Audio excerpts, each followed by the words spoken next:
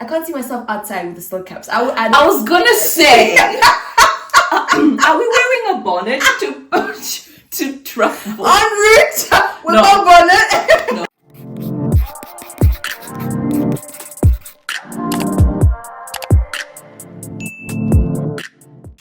Hey guys, it's Darius back with another video. If you're new to my channel, be sure to subscribe, like this video, share this video. Guys, today I've got Tadiwa again. Back again. So now this is my friend that I have done a couple of videos of. Actually, you probably saw her last year, 2023, when she did my hair. She does my hair a few times. She did my hair a few times that year, and yeah, I introduced you to her. However, I have recently done a video talking about friendships with her, why adult friendships are a challenge, particularly in your late 20s, 30s. So that was a fun video. Go check that out if you haven't already. And I introduced her again in that video. So go check her out and learn more about her in there. But in this video, I say to her, did you want to just, think about your five top challenges with your natural hair that you want to ask me or discuss or talk about? And yeah, let's do a video about it. So I think it'll be fun because some of the challenges that you are probably facing, I probably face already, and you guys are probably facing as well. That's it. So, are you excited? I'm excited. Are you excited? All right. Now, before we get started, okay. Tadiwa, how long have you been natural? Ooh, good question. I'm gonna say maybe 10 years. 10 years. 10 years. So what was your I guess routine, or how did you wear your hair before that? Did you have relaxed hair or what was it? Relaxed hair, because easy to maintain, I suppose. Just like braids, so protective styles. Yeah. So I went between, so the time when I was like in that weave era, and so I went between like relaxed with weaves and then like somewhere in the middle and like braids. Okay. So that's where I was. And then I got to the stage where like I can't maintain this relaxing life. So we went full natural. Yeah. And what was the switch? Like what made you decide, okay, I'm gonna go natural? Was there what happened? We want to know. Unfortunately, I didn't have like like how people would go through like, oh well, like relaxing is killing my hair. I didn't go through that. I think it was just like circumstances. I was like, I can't maintain this. Like I can't be relaxing my hair on like a monthly basis. So I'm just going to like keep it natural. So you found relaxing your hair a bit of a headache. No, which is wild. I know. Job scare. Like, was it just the idea of having to remember to always and because you relax, like how you get like the relaxer look, and like you want to maintain that look, because once you start getting like what we call growth, it like ruins the look. That's and so you kind of have to keep relaxing it to maintain, and it's hard to kind of manage the two textures, isn't it? No, it's like imagine trying to comb and you go through like the growth, it's like, and then like the straight bitch, like, okay, that's okay, because the other one's like 4, she's got type 4 hair, so it's type 4B, 4C, I'm gonna guess. Right. So you can imagine trying to deal with 4C hair plus the relaxer, which is what a lot of people that are transitioning do. So did you just stop relaxing, or you kind of chopped it off? And I just stopped relaxing, and then I went through a phase of just doing like braids non-stop. So I think I just the relaxed bit just grew out. Yeah. She transitioned without knowing.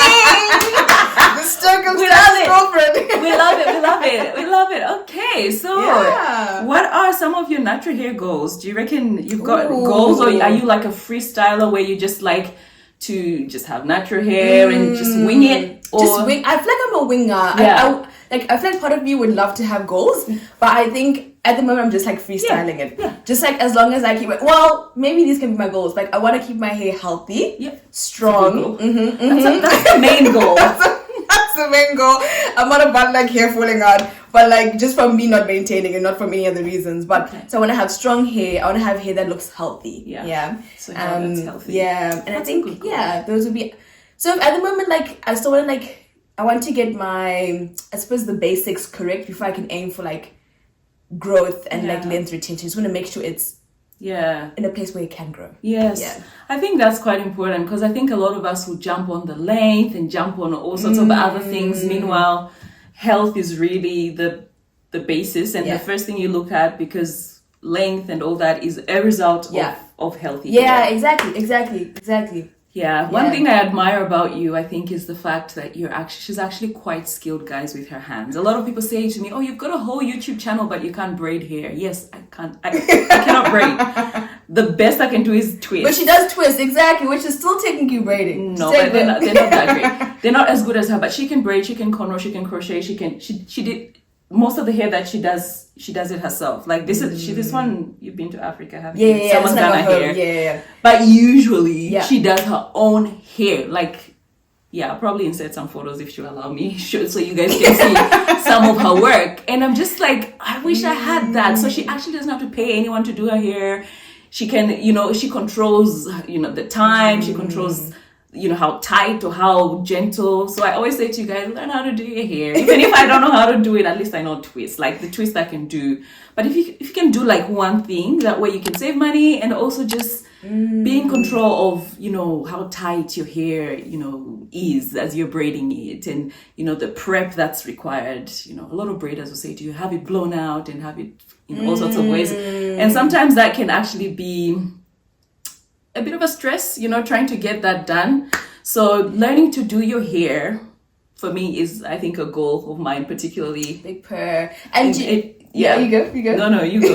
That's a great segue into one of our challenges. Like, if you're not based in, say, like an African country where you've got surplus of hairdressers, getting someone to do your hair is actually a mission. Yeah. And I think for me, that's something that made me like more determined to be able to do my own hair. Because there was like, one either was like too expensive, which like ridiculously expensive, or it was just hard to find good people. And so eventually just like, stuff, I'll just do it myself. Every time we get better. But that's not the challenge, especially if you're like in, I suppose, like, countries outside of Africa, countries outside of place where you've got lots of hairdressers. Then like what's the first thing that you find challenging, weird, awkward, or just funny, interesting about your hair? As well as a silly one, but you guys know when you're doing, because I've got 4C hair, so super, super tiny curls. Yeah. And so when you're on wash day, or like when you're in between hairstyles, and you have to do the undoing, and then you have to wash it, the detangling. Did you guys just hate how you get all these little tiny curls everywhere on your sink, on the floor? You be finding hair in places you didn't think you could. There's hair everywhere. It's literally everybody's portion. No, I promise.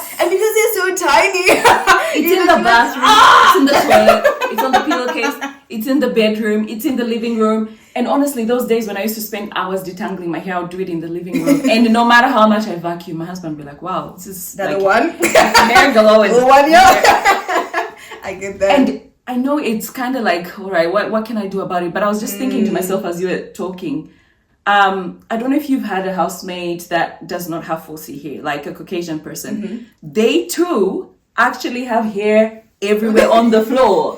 The only difference is we can't see it because usually it's maybe blondish or a bit of the color of the tiles, one, and number two, it's straighter. So it can kind of hide in the corners, kind of hide on the wall side, Clothes, But ours, it's like, I know what you mean.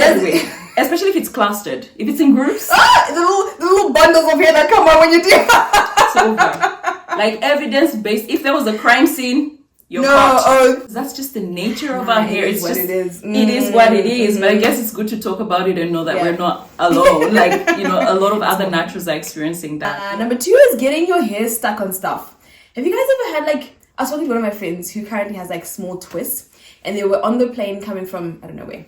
Anyway, you know how like at the back of the planes, they have like a Velcro cover thingy.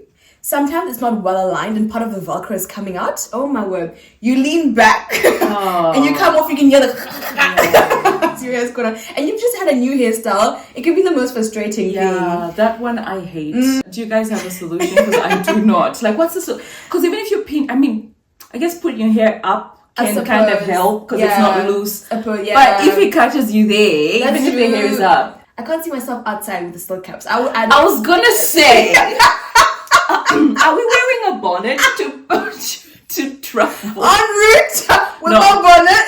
No. Maybe a scarf, like a silk scarf or something. Maybe. Something that still looks like okay, dressy. Because then, like, otherwise, or it depends. Because I've seen some people like walking out with bonnets, but like for me, I associate my bonnet with like my nightie. Sleeping, so I wouldn't like be walking out with my nightie. Me too. So, and then the other one I struggle with is dryness, like dry hair. I know. Okay, You've seen her videos, guys. She's given us lectures and lectures, like so much good stuff on how to keep moisture in our hair. I've been trying. But there'll be days and I'm like, guilty. No, you go ahead. But you know, like, I go through like weeks and I'm like good with my moisturizing and hydration. And then some periods I'm just like slack and just like life is busy. And I can feel my hair just getting really dry. And I know it's dry because like it like it gets caught on stuff. Yeah. And the thing is, I can feel it. You can just feel when your hair is dry. Okay. And it's just like, for me, I just find it annoying because I know, because you know we're talking about like our hair journey. Yes. I'm trying to have like good nourished hair. Yes. And then I'm like, oh darn it, I really need to moisturize soon and get on top of it. I don't think there's any natural that has not had dry hair. I know. Myself included, and it's something that has it's almost like a live thing. Like you have to keep up with it. It's not like you can sort it out once and it's over. It's done. It's a bit like your skin, right? Like if you're moisturizing your skin on a daily basis or whatever you do, you want to keep your skin looking nice, and like plump. You know, it's the same with your hair because I can see the difference when I've moisturized my hair and when it's looking good. I'm gonna do a video on moisture training, which is probably where all of us really should start teaching and training our hair to be moisturized, and then from there just continue on with your moisturization routine. And you guys already know, she knows she has to deep condition her hair, she knows she has to moisturize her hair, we know, and she knows about glycerin. Yes, game changer, guys, game changer. We'll put a link with the video. It's a game changer. Yeah. Hey. You know it's true. Personal advertising. No, but I feel like particularly with you, because she's actually in protective styles all year round. So I'm gonna tailor fit my advice to her, because synthetic hair can be drying, period. Like you can be moisturizing your hair, but synthetic hair is just drying, period. So for her, more than anyone else, she would have to be on top of her game when it comes to moisturization and hydration, which I have combined and made a term called moidration, which is like moisture and hydration. What a real word. No, it's not. I just made it up. That's right. Bloop it out. Absolutely not. That's a new word I've invented. That sounds funky. Moisturization and hydration. So moidration. No. It has to be both that you do at the same time. True. Moisture and hydration. So the hydration comes from adding moisture and sealing with an oil. And then hydration comes from lifting up the cuticle via a shampoo or just heat. Yep. Hey. Yeah, she knows it. So for her, particularly if your hair is super dry, I would moisturize maybe 3 times a week, particularly with synthetic hair. And if you know that you've got hair that's chronically dry, and then once your hair is used, moisture trained, once it's used to the moisture, then you can hopefully be able to maintain a weekly moisturization routine. And our next one is maintenance. Okay. What do you mean by maintenance? What do I mean by maintenance? Maintenance more so like keeping our protective styles. I'll use protective styles. So like you said, I'm always in protective styles. Yeah. And I suck at maintenance. But it's stuff like, I suppose, having it look neat. Okay. Maybe. Okay. That's one. Yep. And then like all the stuff we're talking about, keeping it moisturized. Yep. That's another one.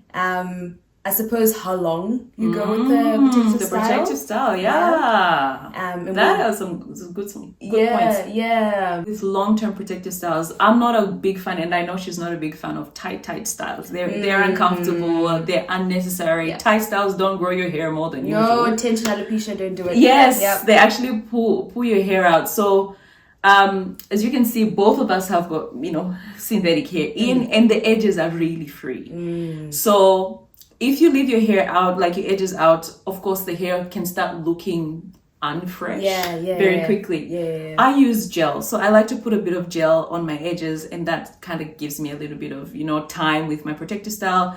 The other one is just to sleep in a scarf. Ooh, yes. If you sleep in a scarf and just lay particularly the edges flat, that actually kind of trains the hair to just stay like that. And I find that helps, particularly if you live in a humid area and the hair just wants to freeze up. Yeah, that should be one of the challenges. That's the mission. So wearing a scarf can help. And when the style starts looking really like old, updos, I put it up. Like I'll put it up and I just have a bun and I use headbands as well to take the style a little bit further. So you asked about how long to keep a protective style in. A month, 6 weeks plus. If you're gonna go longer, then the hair's not gonna look great. You're gonna have to start, really putting it up, using lots of gel, using your scarves, using headbands, etc. But if you're just like wanting, to take you up to the 6 week mark, then a little bit of gel and sleeping with a scarf at night should be able to. Those are really good. Yeah, be able to help. I don't know if this should be number one. But one of my big ones is detangling. Okay, sheesh. I still Tell us. Guys, like you said, I've been on this natural hair journey for a fair bit, but up to now, I still haven't decided whether or not I want to detangle my hair in the shower or before I wet it. It's a mission. Sometimes I'll try to do it while it's dry. Sometimes it works out well, and I've been trying finger detangling, which helps, and it's okay when I'm doing it because then I can be patient with myself and really take my time. I've also tried detangling the shower when my hair is wet. Sometimes it works, but then sometimes I feel like it's harder if I haven't dry detangled, if that's anything. And so I'll be in the shower being like, it's hard work. Come on. It's hard work. And that's what makes wash day such a process. Trying to because if you don't detangle well, when you then try to go comb and get a new hairstyle, it'll catch up with you. It's you have to do it at some point. Sooner or later. Honestly, detangling is every natural's I think biggest challenge personally from what I've seen, and I've done many videos, guys, about detangling, both dry detangling and wet detangling. What I would say for someone like her, because she does quite a good job with detangling anyway, because what she does is some days she'll wash her hair with the synthetic hair and then go to retwist or rebraid the hair. So she'll just undo one braid, undo one braid, detangle that one, moisturize and rebraid. And for me, that's the easiest, most lazy, natural friendly. That's what I do with this, and also with my own twist with my own hair as well. That's the most stress-free way to deal with detangling. So on the days, however, where you want to take everything out and you want to do a good detangle, have you, detangling prior to washing is a good idea, because now once you take off the long-term protective style, there's those knots with the lint at the bottom. When you put shampoo in those, we don't want that. So that's what I would say, like detangle prior. How to detangle: lots of oils initially, lots of finger detangling initially, lots of separating, lots of tagging, particularly at the tagging at the base there, to let go of the lint. And once you feel like you've gotten out a lot of the lint and the big knots out, then you can go ahead to use combs and brushes if that's what you want to use. But definitely do not try to wash your hair with those knots and the lint in there, because you endure a lot of breakage. You take longer. You do. And if you try to do it in the shower, right? Who wants to stay in the shower naked, trying to, like you lose your patience. And you get your raisin fingers because of all the time you spend under the water. One thing that you do actually that's really good with, and I've been trying to incorporate this, is when you undoing the hair, putting it into sections or parting it. Parting, like sectioning it. Yeah, that's right. And so you detangle a little bit, then you do a big twist of that area, so you put it on the side, so then it just doesn't get too overwhelming, because then you're covering ground, you know what you've done, what you haven't done. So when you do go in the shower, you're getting surprised and your fingers caught in something, or you think you've got it good and you don't. And then I never ever try to deal with my hair as a whole. It's too overwhelming. It's too overwhelming. It is. Just do it in sections to keep your sanity. Guys, I hope you enjoyed this video with Tadiwa. I hope we shared one or two things that you found beneficial. Do write down your challenges. Hey, we can go ahead. We'll do another video. As you know, I answer all comments. So we'll see you in the comment section below. Bye. Bye. So what we want to be the picture on the video. Okay. What's that picture? It's usually I should put on this thing. Okay. I don't know if these are showing, but anyway. Okay. We'll do a few. Okay. You can go your hands like asking, and then I'll go. Okay. It's literally stupid. I love it. Okay. Do you want our edges? Yeah, let's go. Ready? Is it taking? It's just filming. Oh, okay. So I'll just- Okay, good. Okay. That's another one we can do. Oh, you can do. Yeah, you can. Yeah, let's do this one. Okay. That's another one we can do.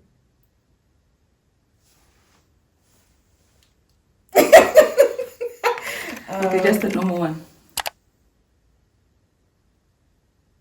Okay. Then maybe I'll look the other way and you look at my hair. Now it's yours.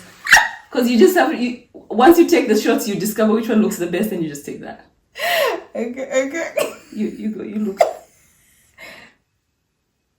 Yeah.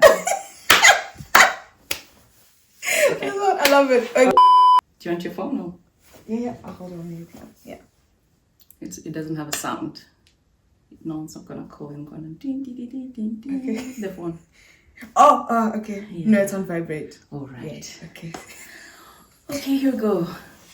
What's your third challenge? Share challenge. Let's do a quick look. Yeah, that's fine. Okay, feet. Ma'am, we're about to finish. It's the last one. Okay.